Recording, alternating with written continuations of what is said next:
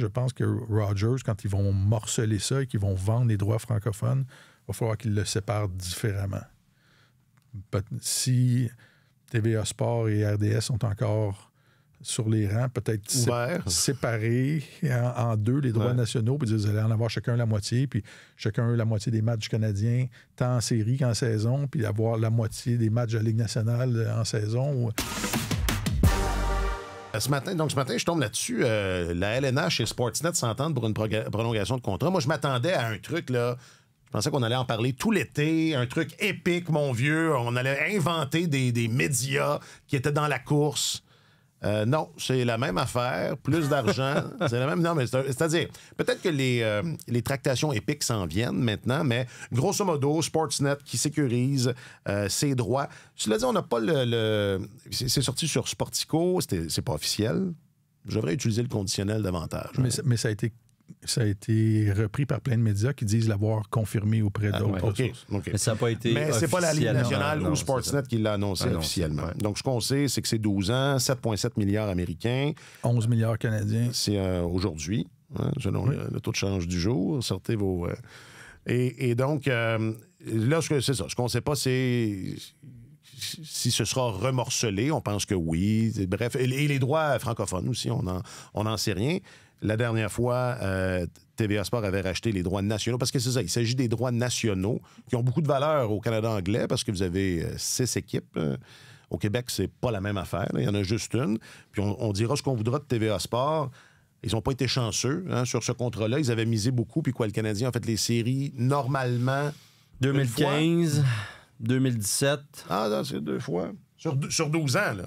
Puis les 2 années pandémiques. C'est tout, puis les 2 années pandémiques. On s'entend que les années pandémiques, ça n'a pas dû être aussi rentable, enfin, ça n'a pas dû être aussi intéressant financièrement que ça l'aurait été dans un contexte normal.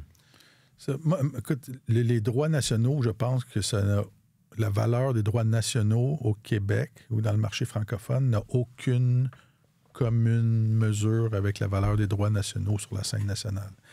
Quand Sportsnet détient les droits nationaux, ça lui donne le droit de diffuser le samedi soir les matchs des Maple Leafs, des Sénateurs, du Canadien.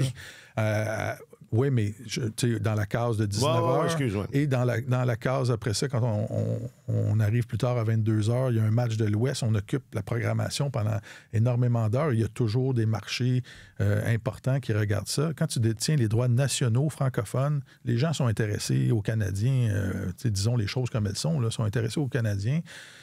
Puis c'est presque anecdotique, là, ceux qui s'intéressent aux autres équipes.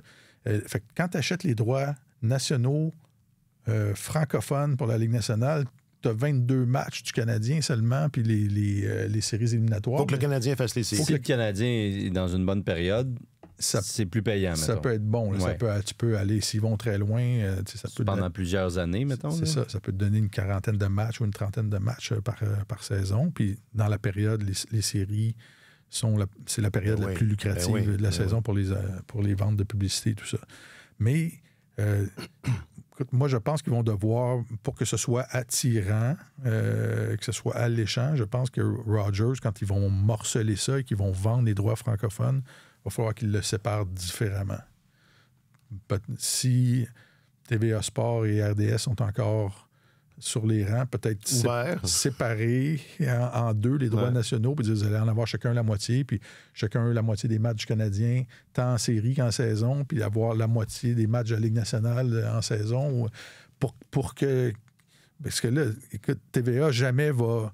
Je peux pas imaginer que Québécois va reposer sa candidature pour payer 2 fois plus, alors qu'ils ont perdu 242 millions depuis 2013 là, avec les droits nationaux tels qu'ils sont. C'est pas si pire, c'est juste 20 millions par année, Martin. Ça a plongé la compagnie au complet.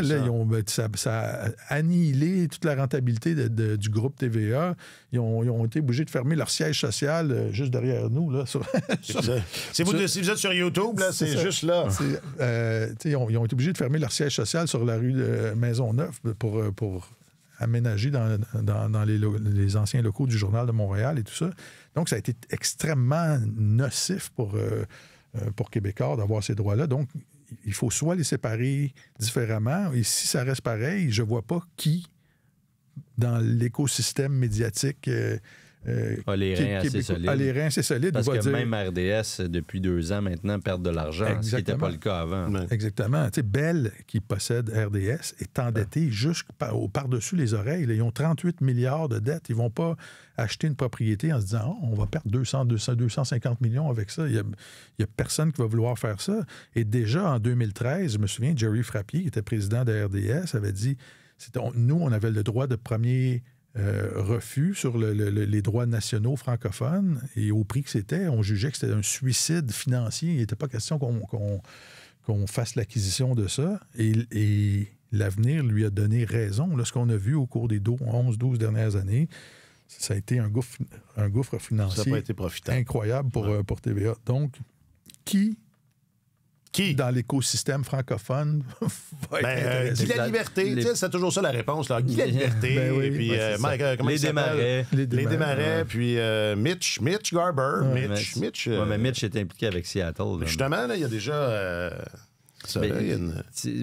les plateformes de diffusion en ligne, peut-être, il va peut-être falloir se tourner vers ça, mais c'est sûr que ça ne peut pas être rentable pour des conglomérats médiatiques traditionnels. Au double du prix. Parce que là, du prix, exact. J'imagine que si Rogers paie 11 milliards plutôt que 5,2 milliards il y a 11 ans, 12 ans, quand ils vont se virer de bord pour vendre les droits francophones, ça va être aussi le double du prix. Là, ils ne vont pas dire vous avez perdu de l'argent, on va vous les vendre moins cher. Mais tu sais, quel effet inflationniste ce contrat-là va avoir sur les droits régionaux du Canadien aussi. Ça va être la même chose. Ça va être la même affaire. Ouais. Parce que déjà, RDS avait payé une fortune.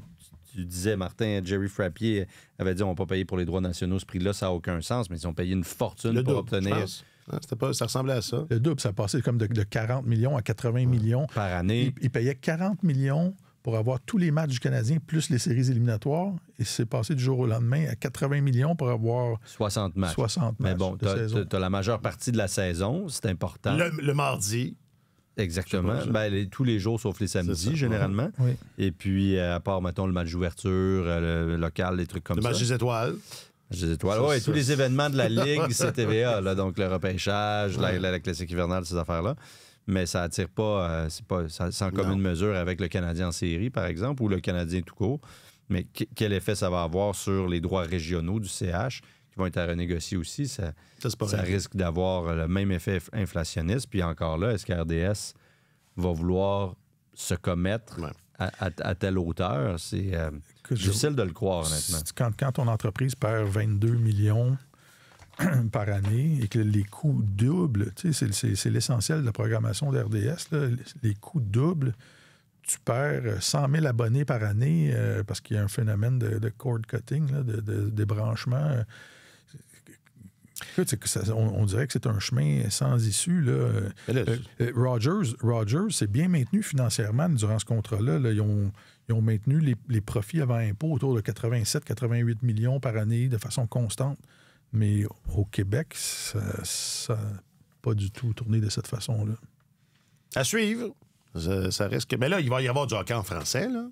Est-ce qu'il faut s'inquiéter de ça? Non, il ne faut pas s'inquiéter de ça. Le Canadien est l'équipe qui a les droits régionaux les plus lucratifs dans la Ligue nationale, si ma mémoire est bonne. En partant, ils ont deux langues. Ils diffusent en 2 langues, mais ça, c'est bon, ça. Ils vont trouver une façon de monétiser ça. Puis si le marché n'est pas capable de répondre à leurs attentes, je ne sais pas s'ils ne vont pas faire comme... Je spécule totalement, là, mais il y a des équipes du baseball majeur qui font leur propre diffusion. Qui font en streaming, là, qui diffusent en ligne leurs matchs et qui assument les... Bon, une autre affaire qui va coûter de l'argent. Il y a beaucoup d'équipes qui font ça dans des ligues plus mineures aussi, dans la Ligue américaine ou ailleurs. Là. Bref, rassurez-vous, on va en reparler. Non, mais je t'inquiète tout à l'heure, mais c'est loin d'être... régler tout ça. Normalement, j'imagine que dans pas trop longtemps, on va savoir ce qui arrive avec les droits nationaux francophones. Puis s'il n'y a pas de... Si dans quelques semaines, d'ici quelques semaines, il n'y a pas d'annonce de ce côté-là, c'est parce que j'imagine qu'on va être en train d'essayer de reformuler ça différemment là, pour... on nous annonce que Radio-Canada s'est porté acquéreur des droits régionaux du Canadien, toi. C'est un poisson d'avril! Ah! C'est bon! Ah, je nous voyais déjà faire le balado avec nos vestons bleus dans soirée du hockey. Il n'y a rien qui t'empêche. Ouais, ça, on peut le faire. On en a des vestons bleus.